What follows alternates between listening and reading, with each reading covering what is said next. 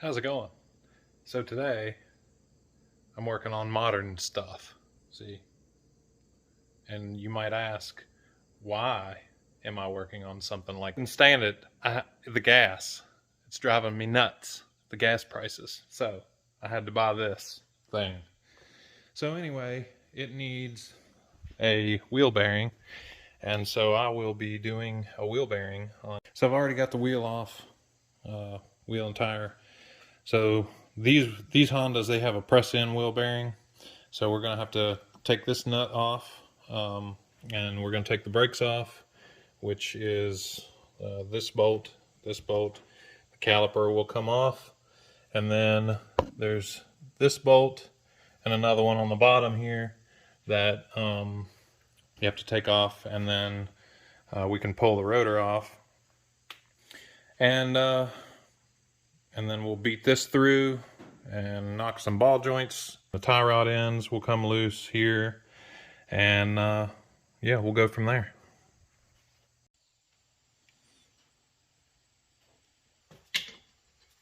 All right, so we're going to start by taking the caliper off.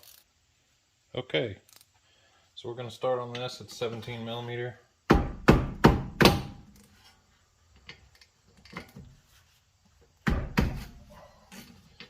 So we'll take these two caliper bolts out that I showed. They're really long, they run all the way through here. See? And you need to keep grease on those too, because the caliper slides on that. So once you get those out, this just slides right off like so. You don't want to leave that thing hanging by the hose. So if you can hang it up with a piece of wire or something, that would be the best thing to do. Yeah, they're 17 millimeter too. So you can see there's one right here and one down here that you have to take off, and then this bracket, this whole bracket will come off.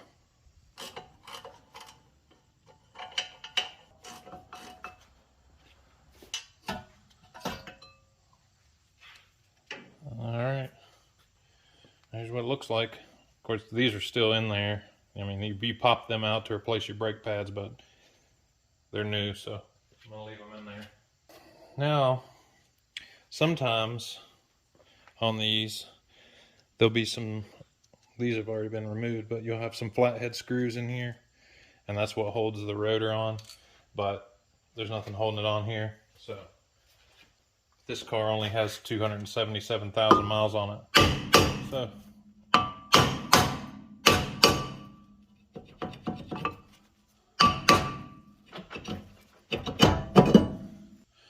zip ties like a dot. Then we got to take this huge nut off. That's too small. Oh, that's too small. That will work. I don't have a metric set that goes that big, so this is 1 inch and 7/16. It's a little bit loose, but it'll work.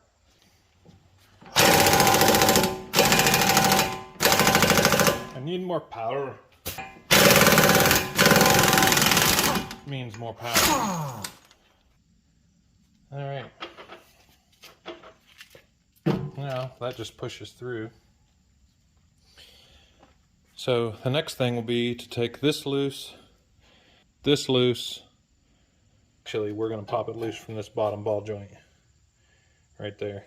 So we'll take it loose there, and take it loose here, and take it loose here, and then it'll all come off.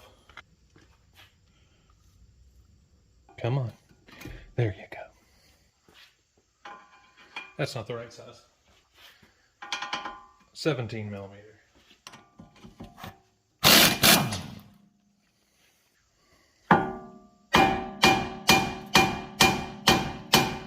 Give it some tapping, it'll come right out. All right. Now I'm gonna have to take this ABS wire loose from down here and take it loose from over here.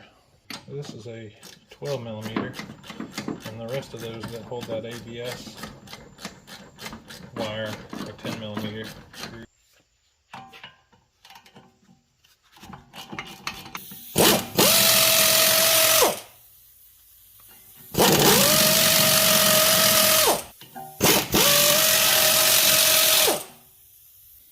That's the ABS sensor right there. Okay, so after much deliberation and not wanting to break this ABS sensor because it is stuck, the other side wasn't as bad, I decided to just take the harness and everything. So up here, this plug right here, right inside the fender, is your ABS plug, and then down in there there's a, which it won't focus, there's a little plastic clip, and you just pop it loose, and then it just pops out right here, and you can just unbolt it from that upper control arm there, and then just take the whole thing. 17? Yeah, 17. Yeah.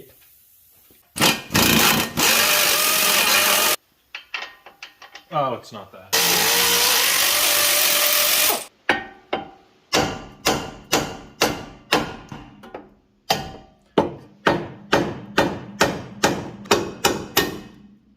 Let's pick that up. Pick this up. Push that out.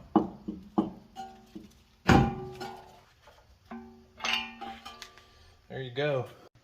Alright, now you can see this ABS sensor a little bit better.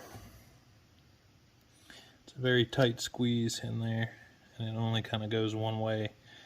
You can spin it a little bit, but I'm just afraid I'm gonna crack it and break it, and you don't want to do that, because this is supposed to be an econo car that you don't have to spend money on.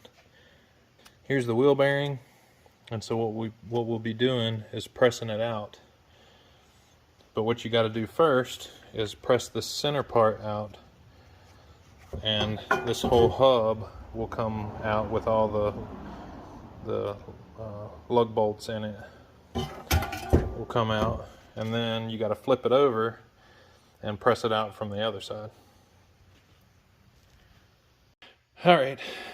So what I do is I use the brake rotor on my press, flip the brake rotor to where it's this side down, and then I line up the center hub, the lug bolts in like it is when it's on the car, and put the lug bolts through the holes, and then I use these spacer plates underneath here to space it up enough to where I can push it, and when I start pressing it, it will send the lug bolts through the holes in the rotor, and then we'll allow it to come out. Alright, so I'm using a socket to push down in the center here.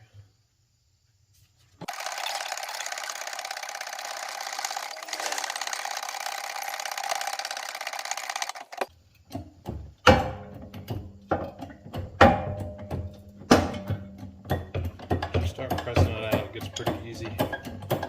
See how dry that bearing is? It has no grease in it.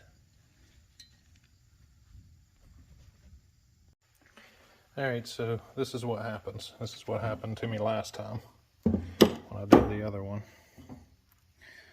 So this bearing has two sides on it. You're not supposed to be able to see these balls. And what happens is when you push the hub out, the second part of that separates and gets stuck on the hub. Now, some people will just buy a new hub and forget about that, but that costs dollars. So there's a way to get that off. And the way that I did it last time was I took a Dremel tool and cut like a small slit in it all the way down as close as I could get it to the hub. And then took an air hammer and went right in that crack and hit it, and then it loosened up and it popped right off. So we're going to try it that way again. It's got a C-clip in here that you got to take out. You squeeze it together and then it'll pop out. Then you flip it and you can press the bearing out on the other side. All right, so that's the C-clip. Got it out. Now I've got this this kit that I got from Harbor Freight. It's not too bad money-wise, and you can actually press some bearings out, wheel bearings, with this, but it won't work with what I'm trying to do because of the hub that you have to press out. But I'm still using pieces of it, parts and pieces. So this will go here like that on here, and then on the back side we will just press it out. I'll set this baby down on there like that. That's too big.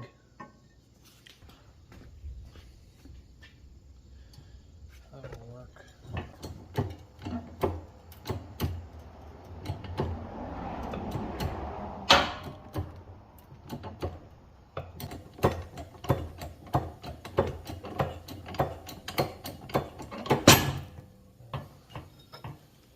Now we get the bearing pressed out, and that's the bearing.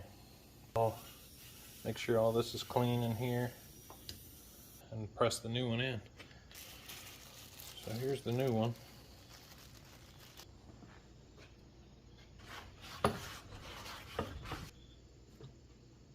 So I'm going to find the spacer like this that will fit inside there. That way when I flip it over, it will be able to hold pressure on that outside. That will work.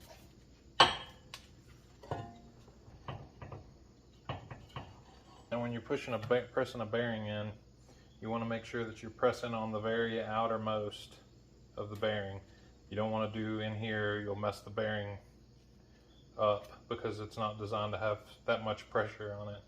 So if you push on the outside, you know, it's just solid steel going into solid steel, and you'll just press it in and to where you'll bottoms out, and this groove is exposed for your C-clip to go back in, and then you'll know that that's as far as it can go.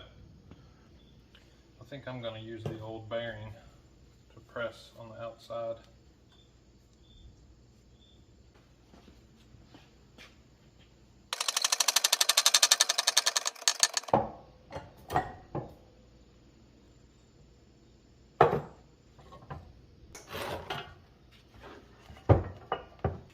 Now, just make sure that groove is clean.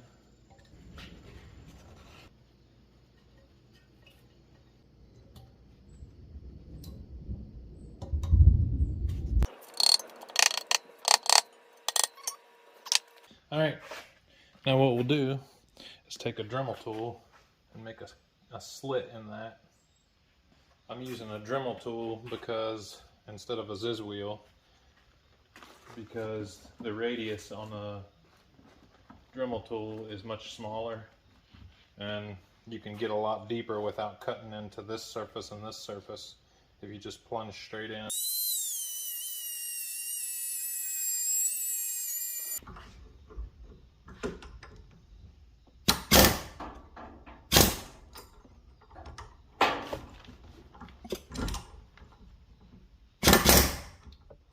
She's spinning.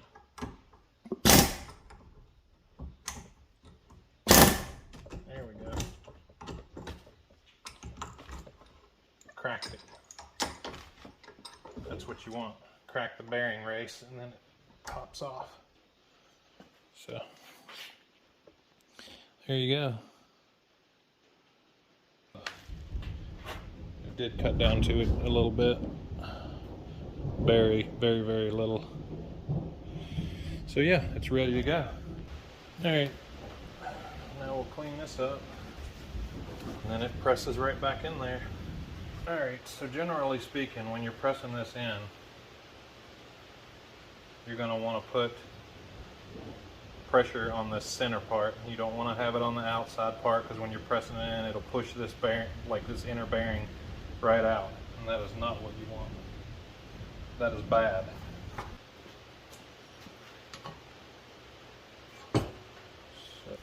Like that.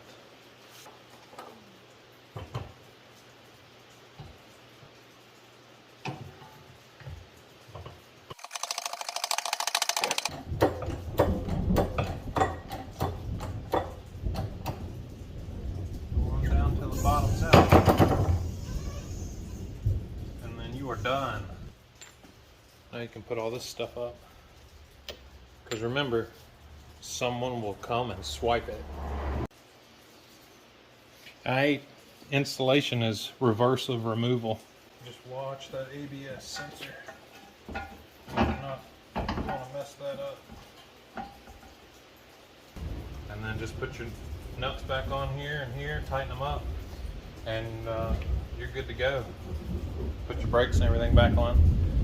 Main thing is if you're reusing your ball joints and stuff like I am, a lot of times they'll spin around in there, so really make sure that your nuts are going on there really smooth, and if they're cross threaded or anything like that, if there's dirt on the threads or anything, it'll spin that nut or the bolt that's coming out that's tapered, and where it goes into the knuckle and stuff, if it's not really you got to ease into it and start tightening it up, and once you start doing that, then you can really start torquing it down. So yeah, that's pretty much it. Hope it was helpful, because I like to be helpful.